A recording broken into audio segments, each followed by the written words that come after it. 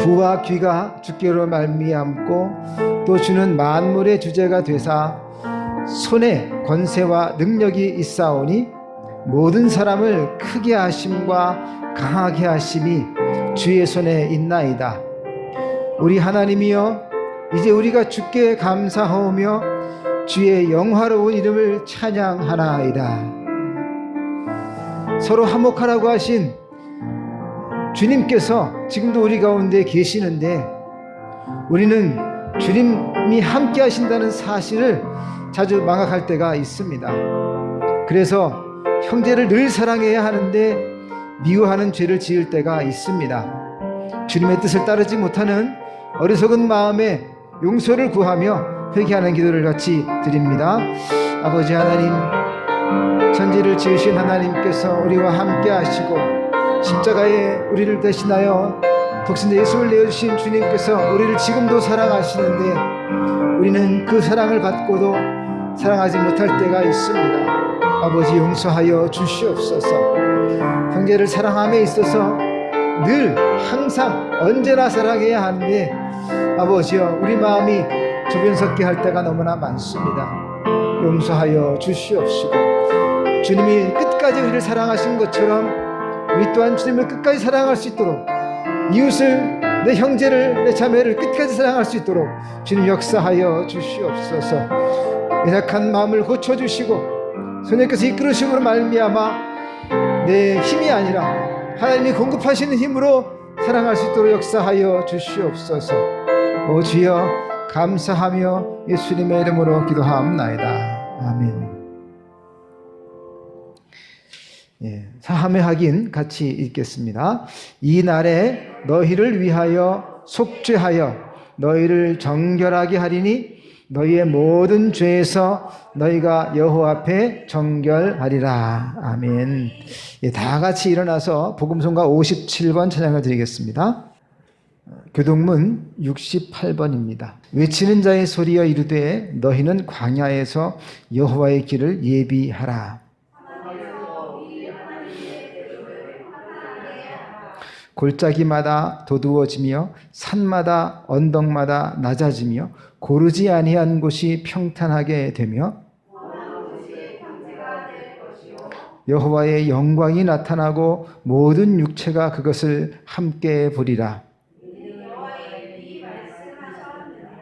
말하는 자의 소리여 이르되 외치라. 대답하되 내가 무엇이라 외치리까 하니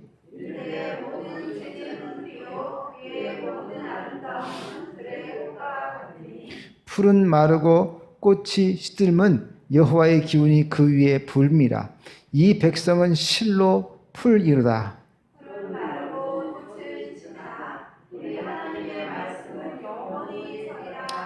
아멘. 만나 공동체 고백입니다.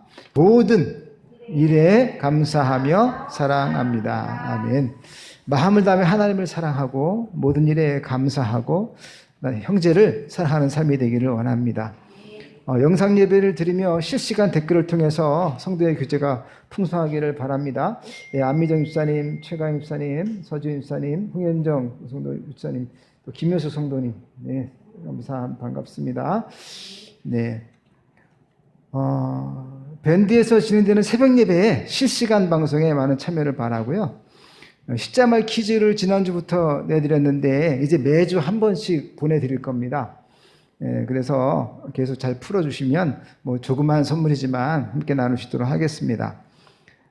이런 시간을 통해서 성경 상식을 좀 늘려가고 그러시기를 바랍니다. 수요 예배는 디도서에서 배우는 복음과 교회라는 주제를 가지고 진행됩니다.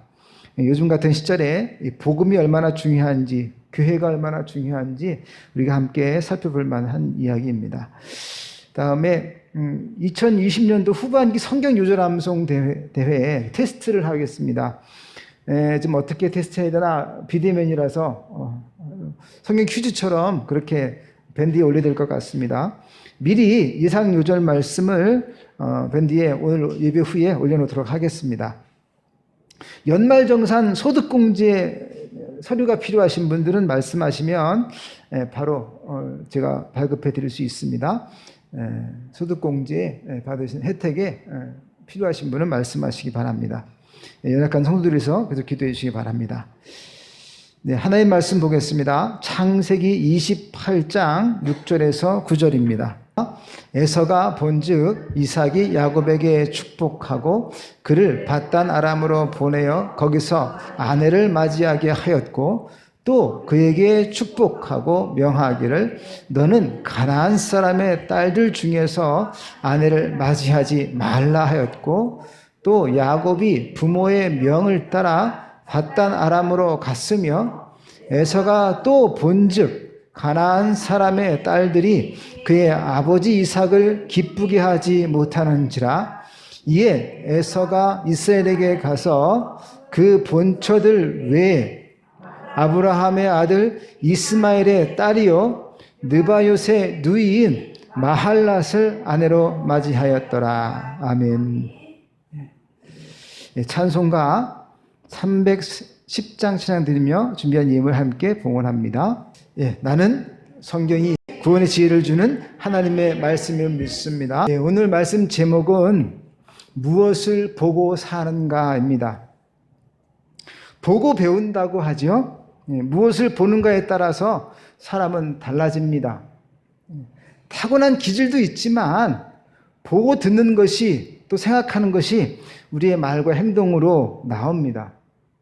그래서 TV에서도 연령대별로 시청을 제한하기도 합니다. 아직 판단력이 부족한 성장기의 아이들에게 해로운 영상과 내용이 있을 수 있기 때문입니다.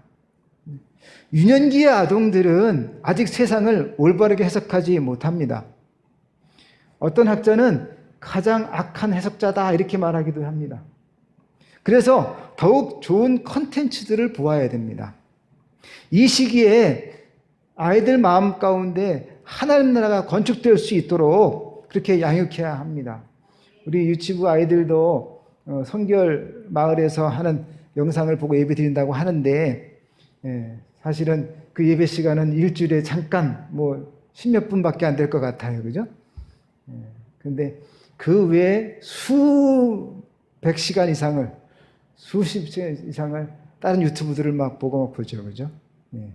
진짜 우리가 어떻게 해야 되나. 보는 게 너무나 중요한데 양에서 질에서 이 기독교적인 컨텐츠가 부족하다는 생각을 할 때가 있습니다.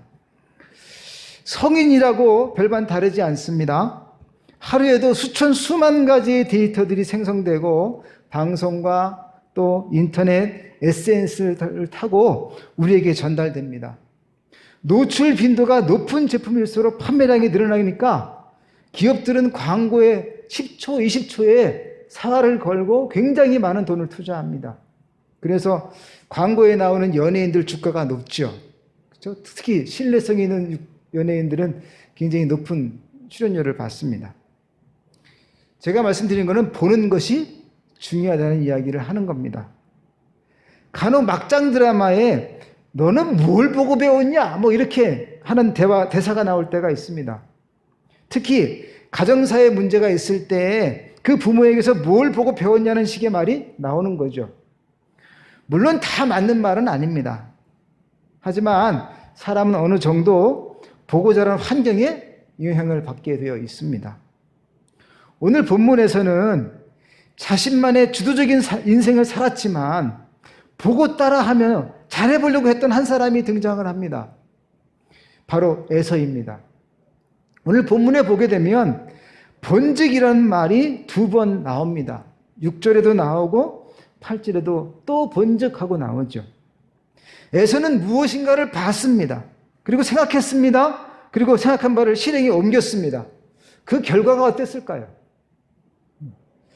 1절 첫 번째 에서가 본즉입니다. 첫 번째로 에서가 본 것은 축복하는 아버지를 봤습니다. 아버지 이삭은 야곱을 축복하고 또 거듭 축복했습니다. 얼마 전에 에서는 정말 울분 터지는 사건을 경험했습니다. 바로 장자의 축복을 뺏긴 것이죠. 아버지 이삭이 쌍둥이 2 아들을 똑같은 축복을 해줬으면 어땠을까요? 그런데 이삭은 축복을 빌어달라는 에서에게 내가 그를 너의 주로 세우고 그의 모든 형제를 내가 그에게 종으로 주었으며 곡식과 포도주를 그에게 주었으니 내 아들아 내가 내게 무엇을 할 수 있으랴. 가장 좋은 것들을 다 빌어줬는데 남은 게 뭐예요? 없다는 거예요. 에서는 그래도 간청합니다. 아버지에게. 빌 복이 이 하나뿐이니까. 그러자 이삭은 마지못해 축복을 합니다. 창세기 27장 39절과 40절입니다. 내 주소는 땅의 기름짐에서 멀고 내리는 하늘 이슬에서 멀 것이며 너는 칼을 믿고 생활하겠고 내 아우를 섬길 것이며 네가 매임을 벗을 때에는 그 멍에를 내 목에서 떨쳐버리리라. 에서를 향한 이삭의 축복은요, 야곱에게 모든 축복을 준 나머지 것이었기 때문에 축복이 아니라 오히려 저주가 되어버렸습니다. 땅의 기름짐에서 멀고, 이 말은 에서가 머물며 살 땅이 기름지지 않고 이슬도 없는 척박한 땅이 될 것이라는 이야기입니다. 결국 이 예언대로 후대에 에서와 그의 후손인 에돔 족속이 거하는 땅은 세일 산지입니다. 세계에서 가장 척박한 산악지대 중에 하나예요. 칼을 믿고라는 의미는 그가 사냥을 좋아하는 것처럼 칼을 생계수단으로 삼고 약탈 민족이 될 것을 의미하는 것입니다. 매임을 벗을 때는 아우를 섬기는 멍에에서 벗어날 수 있다는 축복이에요. 근데 이것은 축복이 아니라 저주인 거죠. 역사적으로 에돔은 다윗 왕정 시대에 접어들면서부터 이스라엘의 통치를 받게 되었습니다. 그리고 그 후 투쟁을 통해서 일시적으로 자유를 회복하기도 했지만 결국에는 유대인의 흡수가 되고 말았어요. 그런데 에서는 매임을 벗을 때라는 말을 축복을 선언한 아버지가 죽으면으로 해석을 했어요. 그래서 창세기 27장 41절을 보게 되면 아버지를 곡할 때가 가까웠은즉 내가 내 아우 야곱을 죽이리라 이렇게 마음을 먹습니다. 야곱을 죽이면 매임이 풀릴 테고 내가 축복을 받게 될 거라 이러는 거죠. 아버지 이삭은 에서가 단순히 화가 났을 것이라고 생각했습니다. 그렇지만 에서가 가진 분노는 가인이 아벨을 죽인 것과 같은 그런 살인 충동인 것이죠. 아버지의 축복과 사랑을 뺏긴 에서는 그 원인이 야곱에게 있다고 생각하는 것입니다.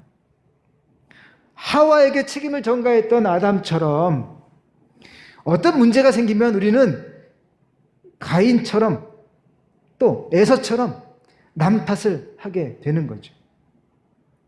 우리는 너무나 쉽게 남 탓을 하면서 자신을 합리화합니다.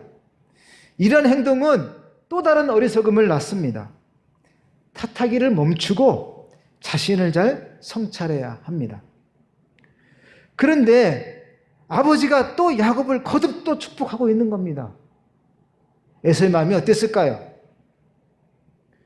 에서는 분노했지만 이번에는 생각했어요. 아버지는 저 사기꾼 같은 야곱을 왜 또 축복하는 것일까? 의문이 생기지 않겠습니까? 두 번째, 에서가 또 본 것입니다. 에서가 두 번째 본 것은 가나안 사람들의 딸들입니다. 자신의 부인들이죠. 아버지 이삭이 야곱에게 축복하면서 너는 가나안 사람의 딸들 중에서 아내를 맞이하지 말라 이런 말을 했기 때문이에요. 그래서 다시 자신의 아내들을 보게 된 겁니다. 에서는 이미 40세에 두 아내를 맞이했습니다.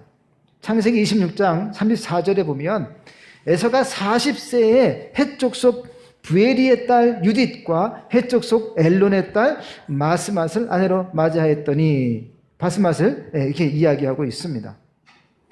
자신은 이미 아내를 둘씩이나 두어서 자식 낳고 잘 살고 있는 겁니다. 물론 자녀를 낳았다는 말씀은 그 앞에 나오지 않지만 분명히 그렇게 했을 것입니다. 그런데 그 두 아내를 둔 결혼 생활이 자신에게는 좋았을지 모르지만 그 부모의 마음에 들지 않았습니다. 창세기 26장 35절을 보게 되면 35절을 보면 그들이 이삭과 리브가의 마음에 근심이 되었더라 이렇게 말씀합니다. 마음의 근심이라는 말을 히브리어 원어를 보게 되면 모라트 루아흐예요. 루아흐라는 말은 뭡니까? 영이에요, 영. 그러니까 영혼의 괴로움이라는 뜻인 거예요. 이삭과 리브가의 근심은 하나님의 창조 질서에 어긋나는 에서의 일부 다처 행위 때문일 수도 있고 또 가나안 해적 속인 며느리들이 보여준 이방 생활 방식 때문에 기인한 것일 수도 있습니다. 그러나 그 무엇보다도 이삭과 리브가의 그 마음에 근심을 일으킨 것은 외적인 문제의 배후에 도사리고 있는 영적인 문제의 근원이 있다고 하는 것이죠. 해적 속의 땅에 기거하고 있으니 해적 속의 여인과 결혼하는 것이 자연스러운 거예요. 그러나 우상에 오염된 가나안 땅 해적 속의 여인은 아브라함으로부터 시작된 언약의 계승자로서의 자격에서는 멀어지는 것입니다. 이삭과 리브가는 이것을 영혼의 괴로움으로 가지고 있어요. 그런데 에서는 깊이 생각하지 못했던 겁니다. 그런데 이렇게 재차 아버지가 야곱을 거듭 축복하면서 밧단 아람에게 가서 아내를 구하라. 너는 가나안 사람의 딸들 중에서 아내를 맞이하지 말라. 이렇게 거듭 말하니까 다시 한번 생각해 보게 된 겁니다. 그리고 자신의 아내들, 가나안 사람들의 딸들을 봤습니다. 그랬더니 그의 아버지 이삭을 기쁘게 하지 못하는 것입니다. 에서는 뒤늦게 깨달았습니다. 에서는 아내들을 새롭게 본 거예요. 아버지 이삭이 자기가 결혼한 가나안 여인들을 환영하지 않는다는 사실을 이제야 깨달은 겁니다. 그래서 그것 때문에 아버지께 사랑을 받지 못했고 아버지께 축복을 받지 못했다는 생각을 하게 된 거예요. 야곱을 탓하던 그 탓이 이제는 어디로 갑니까? 아내들에게로 옮겨간 겁니다. 그래서 생각 끝에 이스마엘의 딸이요 느바요스의 누이인 마할랏을 아내로 맞이합니다. 마할랏 이름 뜻이 질병이라는 뜻이에요. 어떻게 사람 이름을 질병이라고 지었는지 참 알 수 없지만 그런 뜻입니다. 그래서 그런지 창세기 36장 3절에 보게 되면 그 이름이 향기라는 뜻으로 바스맛으로 바뀌게 됩니다. 그녀는 이스마엘의 딸이니 아브라함의 손녀이고 에서의 사촌입니다. 야곱이 밧단 아람으로 떠나고 나서 그는 여러 가지로 심각한 고민 끝에 이유를 생각해 봤습니다. 그리고는 부모님의 마음에 들려고 노력을 하는 거예요. 그래서 에서는 생각했어요. 아브라함의 손녀라면 괜찮겠지. 그렇죠? 그래서 나름대로 심각한 고민을 하고 내린 결정이에요. 그런데 그것도 악수인 겁니다. 그녀가 결혼한 이스마엘의 후손도 하나님의 언약과 상관없는 족속이기 때문이죠.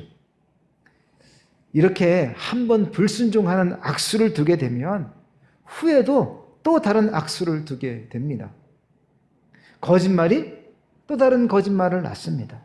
악이 악을 부르고 불순종이 불순종을 부릅니다. 한번 발을 잘못 들여놓으면 다시 돌이키기가 참 이렇게 힘들어요. 실수가 생기면 생길수록 버리고 고칠 것이 더욱 많아지게 됩니다. 그러므로 죄는 처음부터 잘라야 됩니다. 예수님께서는 마태복음 5장에서 간음에 대한 죄를 이야기하시면서 이렇게 말씀하셔요. 만일 내 오른눈이 너로 실족하게 하거든 떼어내버리라. 내 백체 중 하나가 없어지고 온몸이 지옥에 던지는 것보다 지옥에 던져지지 않는 것이 유익하며, 또한 만일 내 오른손이 너로 실족하게 하면 찍어내버리라. 내 백체 중 하나가 없어지고 온몸이 지옥에 던져지지 않는 것이 유익하니라. 사랑을 말씀하시는 예수님께서 굉장히 강경한 말씀을 하고 계신 겁니다. 이는 죄에는 중독성이 있어서 그 죄를 근절할 때 마치 몸을 자르는 것 같은 고통이 따른다는 것을 이야기하시는 거예요. 우리가 어떤 것에 중독되면 그 중독된 것을 끊기가 참 힘든 겁니다.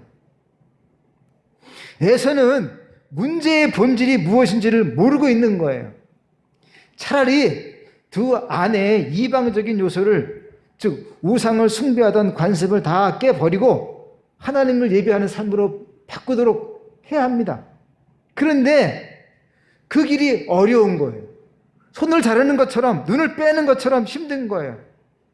그래도 힘들어도 그 방향으로 갔어야 되는 거예요. 그런데 에서는 보기는 잘 봤지만, 생각도 잘하긴 했지만, 그러나 헛된 일을 했습니다. 아버지를 기쁘게 하려고 세 번째 부인을 맞이했는데, 그 세 번째 부인, 이스마엘의 딸, 그 딸을 들여왔을 때에 이 결혼에 대해서 이삭과 리브가가 어떻게 봤냐 하는 거죠. 앞서 이스마엘도 이삭과 장자권 경쟁을 통해서 장자였던 이스마엘이 밀려났습니다. 서자이기 때문이죠. 아브라함은 이스마엘과 이삭 사이의 갈등을 고려해서 이스마엘을 멀리 떠나 보내게 됩니다. 에서와 야곱도 마찬가지예요. 장자권 다툼에서 장자인 에서가 밀려났습니다. 그런데 이번에 떠나는 사람은 장자가 아니라 사자인 야곱이 떠나게 되는 거죠. 우리도 마찬가지입니다. 인생에서 겪는 어려움과 고통의 본질이 무엇인지를 몰라요. 고통의 무게에 눌려가지고 이 고통을 벗어나는 것만이 해결책이라고 생각할 때가 많습니다. 빠르고 가까운 세상적인 해결책을 생각하는 것이죠. 그리고 그 고통의 원인은 대부분 다른 사람 때문이라고 여깁니다. 그래서 다른 사람이 바뀌면 내 문제가 해결될 거라는 생각을 한다는 거예요. 하지만 좀 더 깊이 생각하면 모든 고통의 구체적인 원인은 내 자신의 선택에 있는 거예요. 그 이면에 또한 영적인 근본적인 문제가 있다는 것을 우리가 알아야 합니다. 에서가 부모로부터 장자의 축복을 받지 못한 것이 부모의 편애 때문도 아니요, 또 아내들이 부모님을 기쁘게 하지 못했기 때문이 아닙니다. 자기 자신이 장자의 직분을 가볍게 여겼던 거예요. 창세기 25장 34절 말씀 보세요. 그러면 가벼이 여겼더라 이렇게 나옵니다. 언약과는 먼 이방 여인을 아내로 맞이한데 그 원인이 있었던 겁니다. 에서가 팥죽 한 그릇에 장자권을 판 내용이 창세기 25장에 나오는데 그 장자의 직분은 뭐예요? 가벼이 여겼다 이렇게 나오고, 또 아내를 맞이한 26장을 보게 되면 에서는 결혼도 하기 전부터 뭐예요? 아주 젊었을 적, 아니 어렸을 적부터 뭐예요? 하나님을 경외하지 않았다는 것을 알 수 있습니다. 왜요? 이방 여인을 택했기 때문이죠.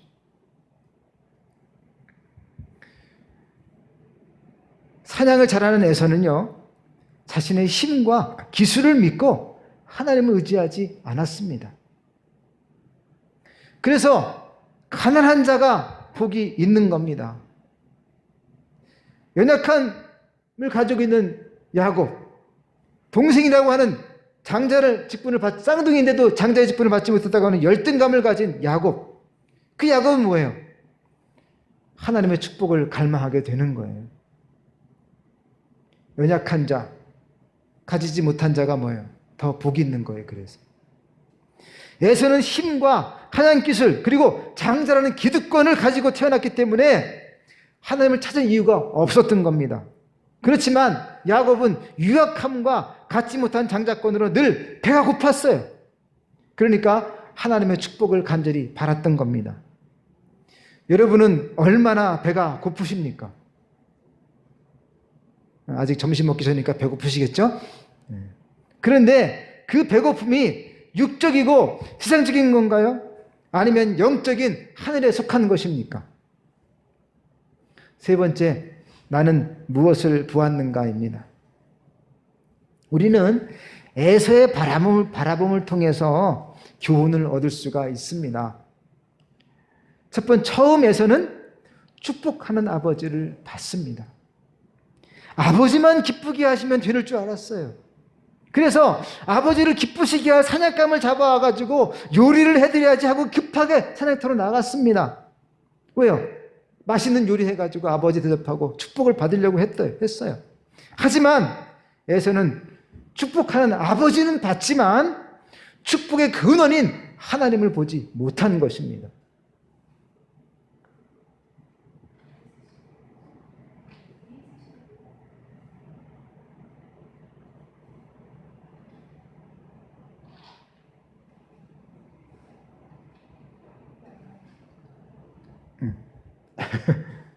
이게 뭐예요?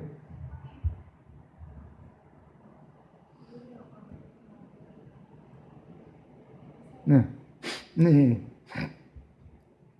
그러니까 에서는 축복하는 아버지는 봤지만 그 축복의 근원이신 하나님을 보지 못한 거예요.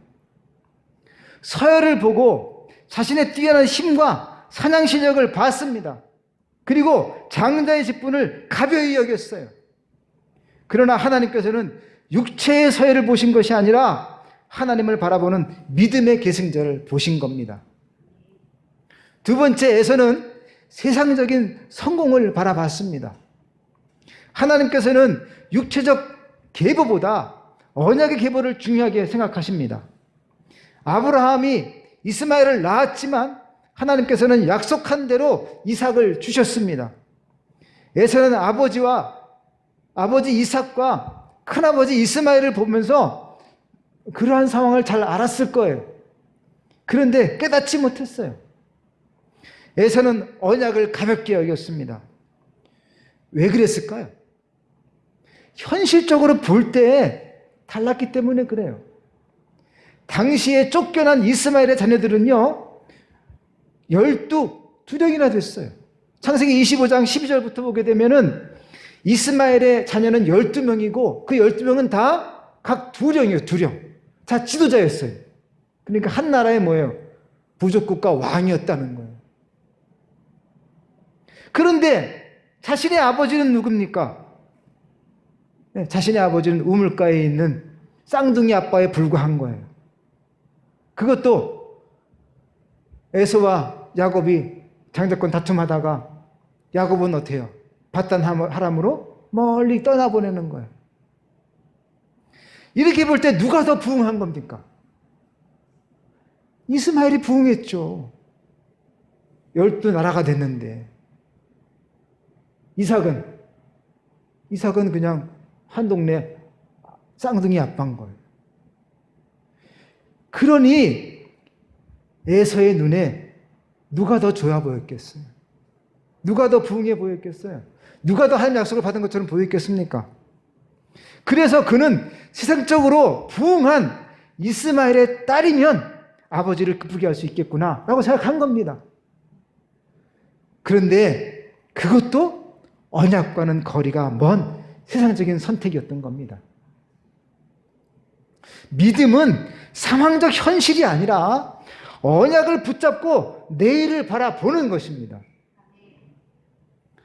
세 번째, 자신의 아내들인 가나안 사람들의 딸들을 봤어요.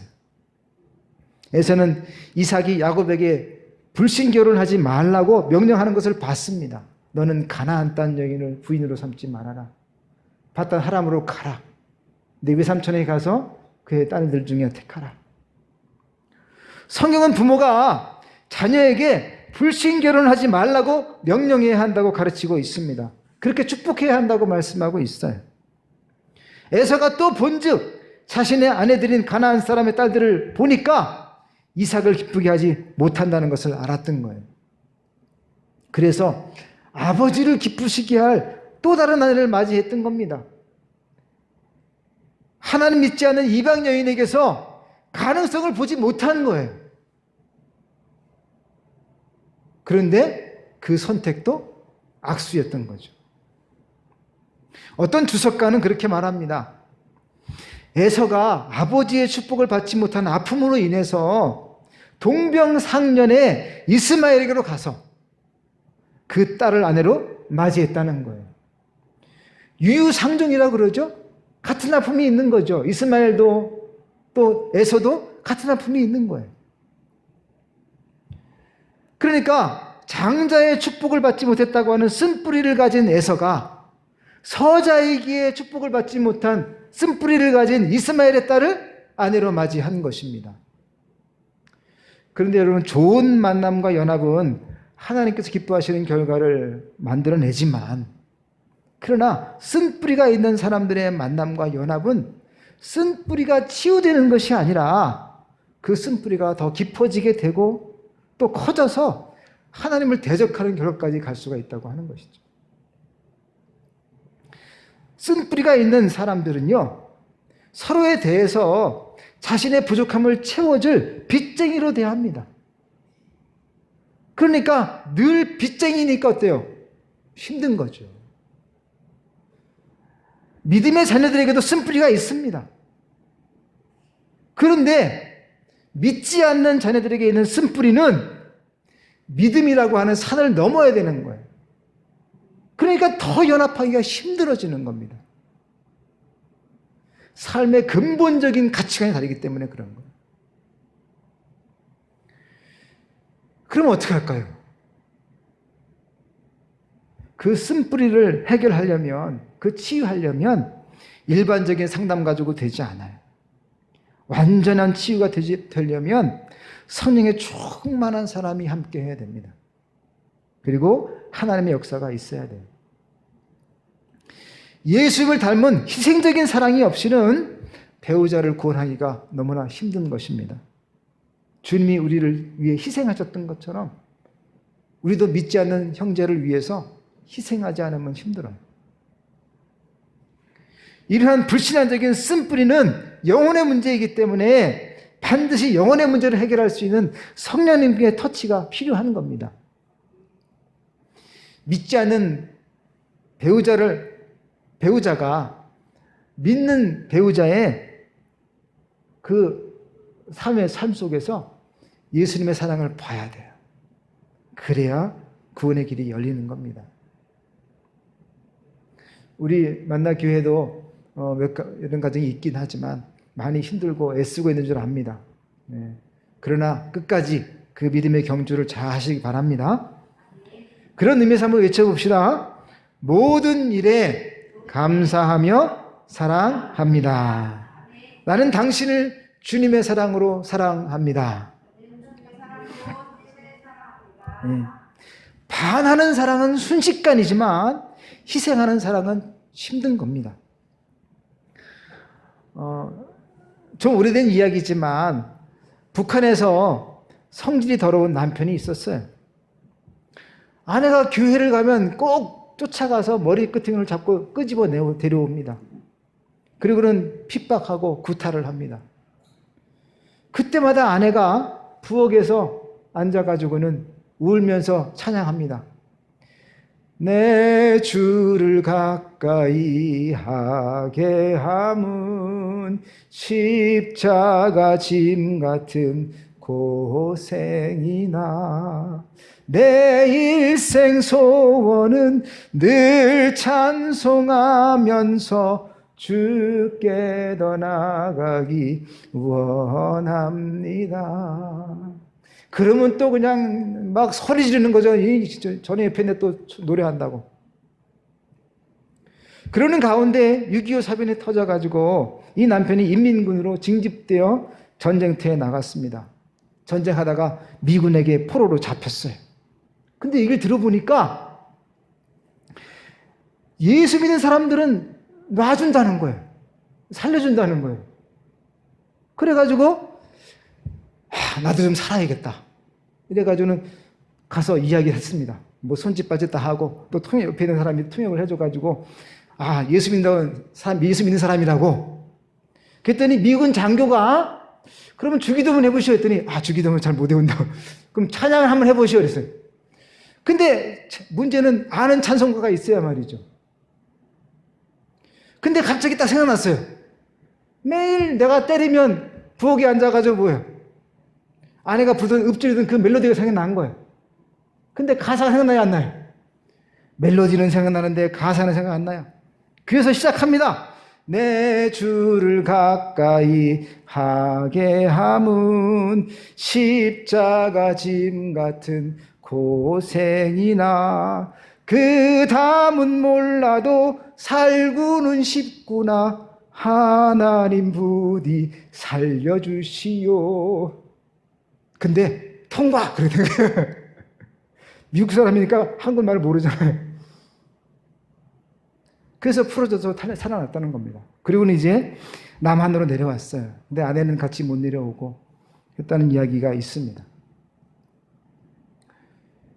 여러분, 참 힘든 일이지만 그러나 하나님 반드시 기도하는 대로 응답해 줄 줄 믿습니다. 우리가 이지철 목사님의 회심 이야기를 많이 보거나 또 인터넷에 많이 들었을 겁니다. 혹시 예배 끝나고 나서 여러분들이 한번 영상이 있으니까 한번 찾아보시면 볼 수 있을 거예요. 이 목사님 되시기 전이죠. 일반 직장 생활 하실 때 술을 많이 좋아하셨대요. 그래서 친구들과 만나면 그냥 저녁까지 술자리 하고 새벽까지 그냥 술 먹고 들어오고, 그리고 또 이분이 또 아내가 성악가 출신인데 그 술자리에 꼭 아내를 불러냈다는 거예요. 그래가지고는 노래를 시키고 막, 그러면 아내가 정말 잔소리 없이 군소리 없이 노래를 불러주고 그랬다는 거예요. 근데 그날도 늦게 들어왔는데 늘 이철 목사님이 버릇인데 뭐냐면 새벽에 들어와도 밥상을 차리라고 하는 거예요. 그러니까 아내가 새벽에도 뭐예요? 밥상을 차려서 남편을 위해서 밥상을 차려주고 그리고는 잠자리에 드는 거죠. 그리고 지문에 열쇠가 있어도 꼭 벨을 눌러가지고 아내를 깨워서 문을 열게 하는 거예요. 근데 그날은 왠지 새벽 2시가 넘어서 왠지 내가 열고 들어갈까? 그렇게 들어갔대요. 들어갔는데 아내가 책상에 엎어져가지고 잠을 자고 있는데 성경책이 있고 그 밑에는 조그만 노트가 있더랍니다. 근데 왠지 마음 가운데 저 노트에 뭐라고 썼을까 하고 읽어보기를 마음먹었어요. 그래서 살짝 꺼내서 읽어봤어요. 나는 오늘도 버스를 타고 수유리 너머로 갔다. 시골길을 하염없이 걸으면서 오늘도 어김없이 죽음을 생각했다. 약을 먹고 죽을까? 아니면 손목을 그어 죽을까? 그러나 그것은 내가 취할 길이 아님을 다시 한번 확인하고 돌아왔다. 나를 살리기 위해 십자가에서 돌아가신 주님께서 주님의 뜻을 위해 내게 주신 남편이므로 나는 사랑해야만 한다. 나는 할 수 없지만 주님께서 사랑하라 명령하심으로 나는 사랑해야만 한다. 주님 도와주세요. 나의 약함을 주님께서 잘 아시잖아요. 노트 여기저기에 눈물 자국이 흥건한 겁니다. 근데 이 글을 읽고 나서 도저히 참을 수가 없어가지고 심장이 멎는 것 같아서 커다란 북소리가 막 들리고 그래가지고는 노트를 내려놓고 서재에 들어가서 막 울었대요. 자기는 그죠? 잘 산다고 생각했던 거죠. 그런데 아내는 자기 때문에 죽을 것을 고민하고 있다는 거죠. 자기 아내가 불쌍해서 울고 자기 어머니가 불쌍해서 울고 자기 자신이 불쌍해서 울었답니다. 어머니 태속에서부터 생명을 받은 이래 하나님께서 끊임없이 은혜를 주시고 베풀어 주셨는데 근데 가룟 유다처럼 36년을 단지 배신만으로 보답을 했다는 거죠. 신앙이 없었던 게 아니에요. 근데 썬데이 신자였던 거죠. 그리고는 울음 끝에 낮고 낮은 목소리로 주님을 불렀습니다. 그랬더니 주님께서 나의 사랑하는 제철아, 나는 너를 한 번도 버린 적이 없다. 내가 나를 버리던 그 순간에도 나는 줄곧 너와 함께 있었단다. 앞으로도 나는 영원토록 너와 함께 할 것이다. 나는 너를 사랑하기 때문이다. 분명히 그 음성이 들렸다는 거예요. 그래서 8년 3개월 만에 목사님이 되셨어요. 여러분, 이재철 목사님은 아내의 일기장을 보고, 그렇죠? 바뀌었습니다. 인생이 바뀌었어요. 무엇을 보는가가 중요합니다. 올바르게 또 해석해야 됩니다. 그리고 선택할 때 하나님 기뻐하시는 선택을 해야 합니다. 이재철 목사님은 36살 되었을 때 아내를 다시 봤습니다. 주님의 사랑으로 희생한 아내를 본 것입니다. 그리고 생각이 바뀌어서 하나님을 바라보게 되었고 하나님을 부르게 되었습니다. 어디에 가서 어떻게 해야 축복을 받을까 고민하지 말고 세상의 그 무엇이 아니라 믿음으로 하나님을 바라보시기를 간절히 축원합니다. 그러면 하나님께서 여러분을 예비해 놓으신 놀라운 축복이 함께할 줄 믿습니다. 네, 다 같이 우리 복음송가 175번 찬양을 드리겠습니다. 주님께서는 우리를 위하여 십자가에 죽어 주셨습니다. 그 사랑으로 우리도 사랑할 수 있도록 인도해 주시옵소서. 형제를 위하여 목숨을 버리면 이보다 큰 사랑이 없다고 주님 말씀하십니다. 주님이 나를 위해 희생하신 것처럼 우리 또한 섬기는 삶이 될 수 있도록 도와주시옵소서. 어디에 가서 축복을 받을까? 어떤 사람을 만나야 복될까가 아니라 인생의 상사복을 주관하시는 주님을 먼저 바라보고 주님께 먼저 구하는 자가 되게 해 주시옵소서. 세상을 보는 것이 아니라 상황을 보는 것이 아니라 그 이면에 계신 주님을 바라볼 수 있도록 도와주시옵소서. 예수님의 이름으로 기도합나이다. 아멘. 이제는 우리를 사랑하셔서 높고 높은 하늘 영광 보좌 버리시고 낮고 낮은 말 구유의 사람 형체로 오시며 또한 죄인의 모습으로 십자가에 달려 물가패를 쏟으셔서 우리의 모든 죄를 감당하여 주시고 사흘 만에 부활하심으로 천국을 수망케 하신 예수님의 그 크신 은혜와 독생자 예수님을 아낌없이 내어주시고 지금도 의의 팔로 인도하시며 눈동자와 같이 살펴주시는 하나님의 그 크신 사랑과 성령님의 감화 감동 충만하신 은총이 세상이 아니라 주님을 바라보기 원하는 이 시간 예배하는 모든 성도들 머리 위에와 가정과 자녀들과 사업장과 지역과 민족 위에 지금부터 영원토록 함께 하시기를 간절히 축원하옵나이다. 아멘. 아멘. 주여